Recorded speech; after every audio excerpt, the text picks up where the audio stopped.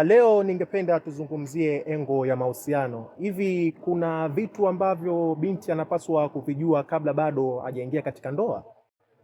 Kuna vitu vya msingi ambavyo binti anapaswa kuvijua kabla hajaingia katika ndoa.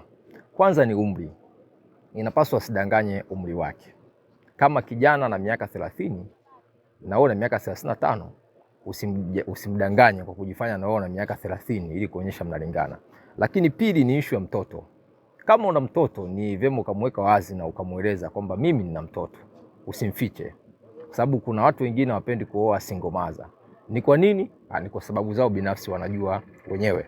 Lakini issue ya dini ni muhimu sana. Umwambie kama utaweza kubadilisha dini au kama wewe utaweza kumfuata, ifahamike mapema.